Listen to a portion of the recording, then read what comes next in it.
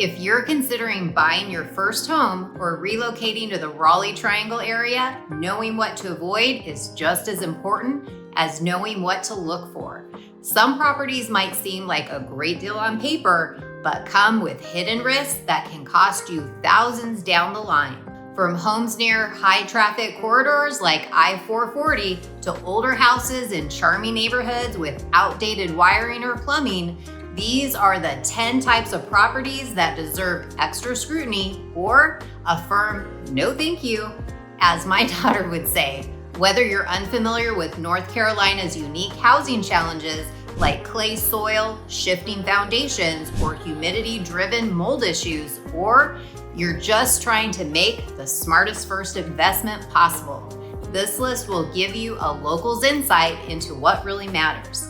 Let's make sure your dream home doesn't turn into a costly surprise. Starting off with number 1, homes too close to major roads or railroad tracks. This one's always a tough pill to swallow because homes like this often seem like a great deal at first. But here's the truth. You can update almost anything about a home except its location. A home that backs up to a major road, highway, or train line might seem like a great deal at first. The price might be lower, the square footage higher, but that location can come back to bite you. That constant noise, it doesn't just impact your daily peace and quiet, it can seriously affect your resale value. Even if you don't mind the noise, it might be a deal breaker for future buyers. And when the time comes to sell, that busy road or train track can shrink your buyer pool significantly. Over the years, I've had countless conversations with clients and other agents about this exact thing. One of the most common pieces of feedback on homes near highways or major roads is always the same: the noise. Think about it. If there are 100 potential home buyers for a home in a great neighborhood, the second you add something like a train track or busy intersection into the mix, you lose a big chunk of those buyers. And fewer buyers means less competition and likely less profit when you sell.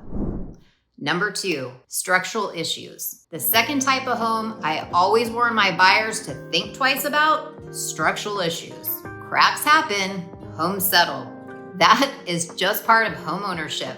Tiny hairline cracks along drywall seams or at corners where the tape meets, usually not a big deal. I've seen them in countless homes, including mine, and most of the time they're just cosmetic. But of course, I always recommend having a home inspector take a closer look if you're ever unsure. But here's where it gets serious and potentially expensive. Cracks that zigzag in different locations, cracks in the actual foundation, sagging ceilings, uneven or sloping floors, or signs that someone removed a load-bearing wall without proper support or without pulling permits. If you walk into a home and something just feels off, trust that gut feeling. I'll never forget walking through a home with clients where the floor felt like we might just literally collapse right under our feet. Every step was soft, almost springy, and it gave us that uneasy feeling. Sure enough, there had been long-term water damage that had compromised the subfloor, and no one had disclosed it. Then there was another home where we literally were walking sideways. It felt like we were on a slow-moving slide. The floor sloped downhill so much that you could feel it in your body. The seller had tried to cover it up with furniture and rugs, but once we took a step back and looked across the room, you could clearly see it and feel it.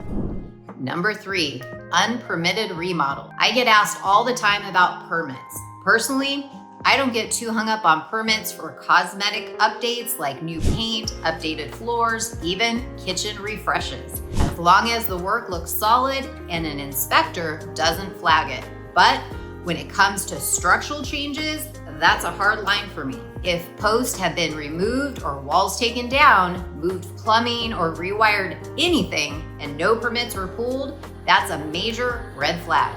Skipping that step to save time or money might not cause problems right away, but down the road, you could be dealing with a major repair or worse, putting your family at risk. Permits aren't just for paperwork, They exist to protect your safety, your wallet, and your investment.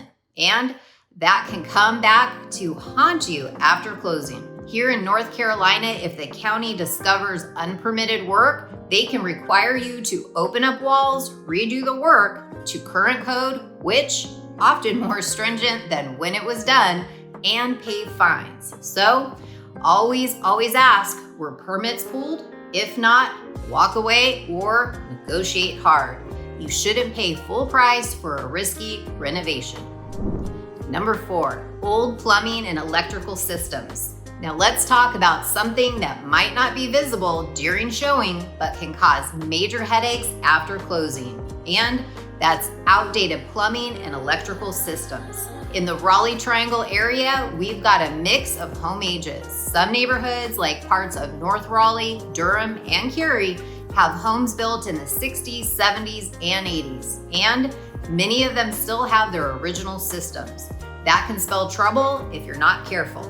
Let's start off with plumbing. If you're touring an older home and hear the words galvanized pipes or polybutane pipes, that's your cue to slow down. Galvanized steel pipes were used widely before the 1960s. Over time, they corrode from the inside out, which can lead to low water pressure, rusty water, or even complete failure. Replacing them means tearing into walls and can cost thousands of dollars. Then, in the 80s and early 90s, many builders used polybutane piping, especially in Wake and Durham counties.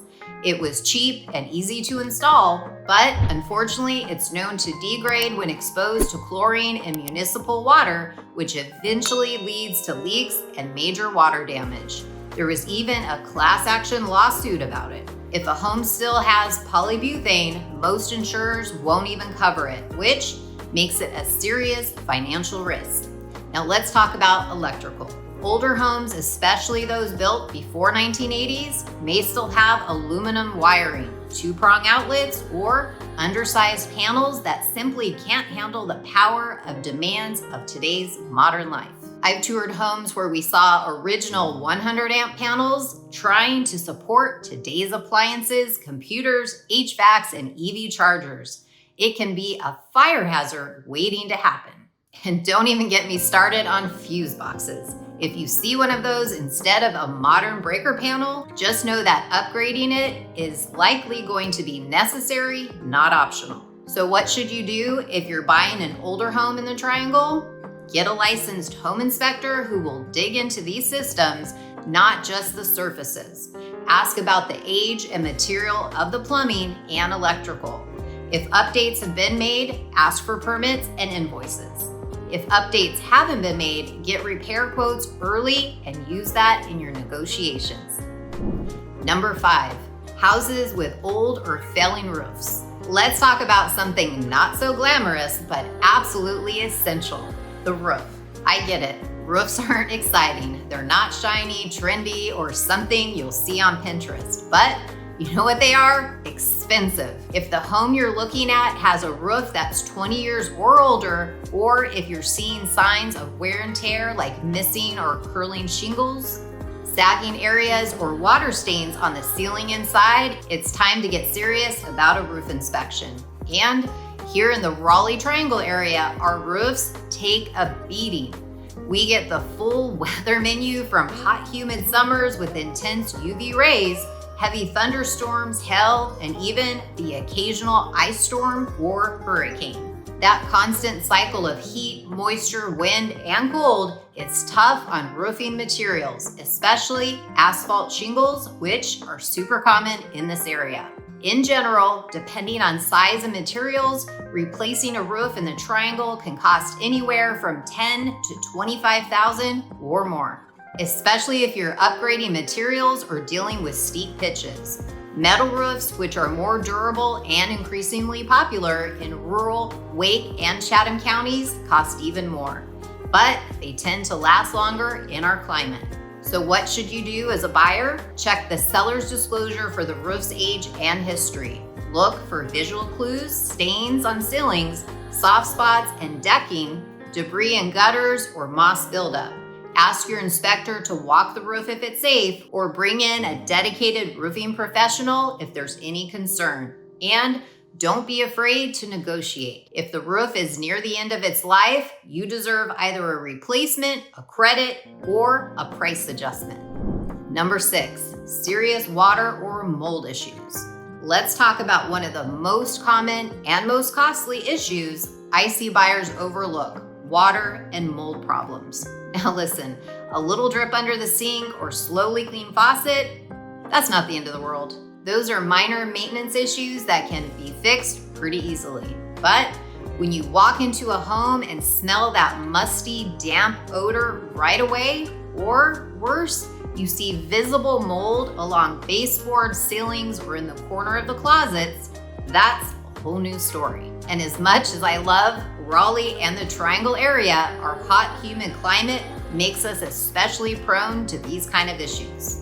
In fact, what might be a minor inconvenience in a dry climate can turn into a major remediation project here, especially in crawl spaces, unfinished basements, or homes with poor ventilation.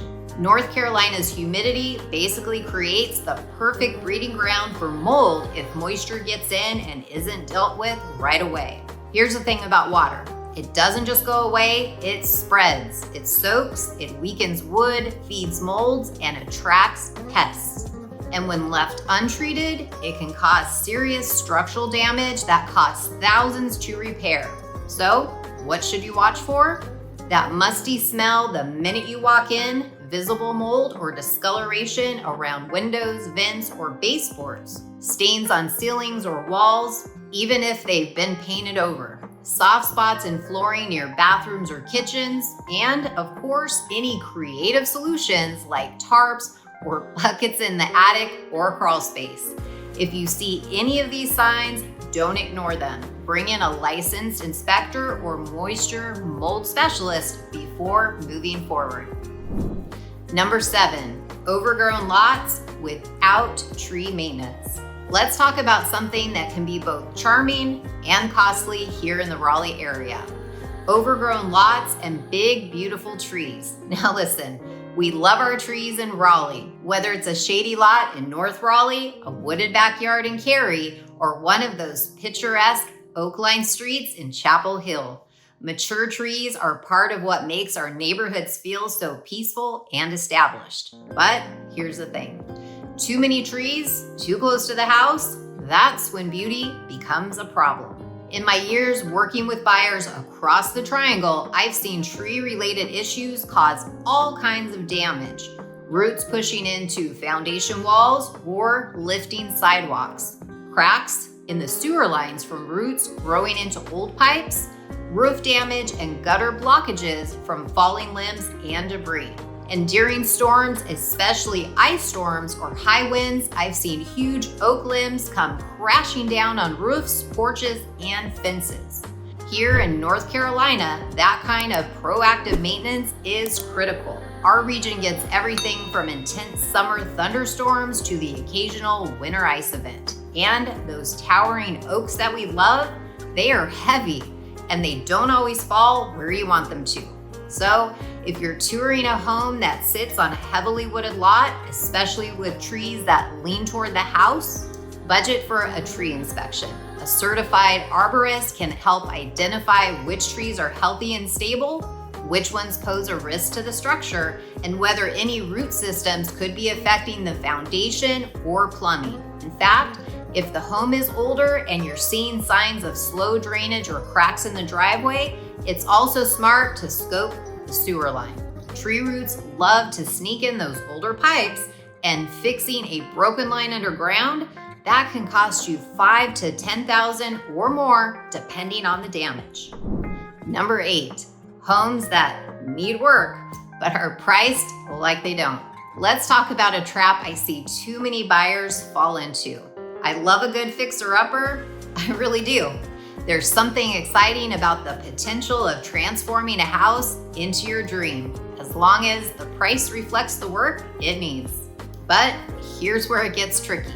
In today's competitive market, especially in hot areas like Cary, Apex, Durham, and North Raleigh, Some sellers think that they can list homes with a laundry list of problems and still get top dollar. I've walked into homes where the clients were like, the kitchen hasn't been touched since the 80s, the roof needs replacing, the HVAC is on its last leg, and every surface screams, update me. Yet, the asking price is right in line with a fully renovated comp down the street. As a buyer, you need to look at the true cost of ownership, not just the sticker price. That means purchase price plus repairs and updates, plus any surprises in the first year. Because if you're already stretching your budget just to buy a home, you might not have much left over to fix what's broken. And trust me, something always comes up. I always recommend my clients keep at least 1 to 2% of the home's value set aside for unexpected repairs in that first year. So if you're buying a $500,000 home, you should be budgeting an extra $5,000 to $10,000 minimum. And that's before you factor in any big ticket upgrades. One family I worked with in Holly Springs bought this cute brick ranch with great bones, but it needed everything. HVAC, windows, flooring, kitchen, baths, you name it. The price seemed okay at first, but once we priced out the needed updates, it added up to over $85,000 to their bottom line. Luckily, they had it in their budget and the vision, and they turned it into a beautiful home. But not every buyer is in that position. Bottom line, if you're touring a home that needs serious work, but the price doesn't reflect that, don't be afraid to walk away or negotiate hard. You deserve a fair deal. And if you're a first-time buyer or relocating to Raleigh from out of state, make sure you're working with an agent who knows the difference between dated and dangerous, and who can help you estimate renovation cost realistically in our local market. Number 9, homes in flood zones or with drainage issues. Let's talk about something that doesn't come up during the sunny showings, but can cause huge problems later: flood zones and poor drainage. In the Raleigh Triangle area, we have a lot of low-lying land, creeks, and wetlands, especially in places like East Raleigh, parts of Durham, Knightdale, and even some neighborhoods in Cary and Apex. So just because a home looks great on a dry day doesn't mean it's safe from the water issues. If a home is located in a FEMA design flood zone, you're likely going to be required to carry flood insurance, and that can add hundreds, sometimes thousands of dollars a year to your costs. And here's the kicker: even homes not officially in a flood zone can flood. That's why during showings, I always tell my clients to look for signs like standing water in the yard or driveway, soggy spots even after a few dry days, mildew smell in the basement or crawl space, water stains in corners or around the baseboards, or homes with sump pumps, dehumidifiers, or fans running 24/7, which might be a clue that water intrusion is a regular issue. And before you go under contract, always check the FEMA flood maps and ask for a clue report or flood history if available. In some cases, you can even request a drainage or grading inspection, especially if the yard or driveway doesn't look right. Number 10, homes with HOA restrictions that don't match your lifestyle. Okay, let's wrap up this list with something that surprises a lot of buyers, especially those relocating to the Raleigh area: HOA rules and restrictions. Now, don't get me wrong, I'm not anti-HOA. In fact, a well-run HOA can be a great thing.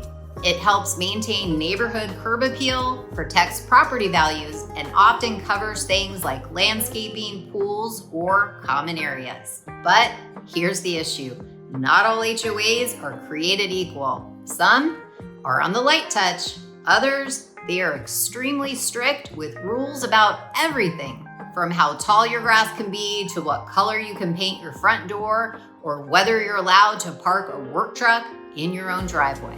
For some people, that level of structure is fine, even welcome.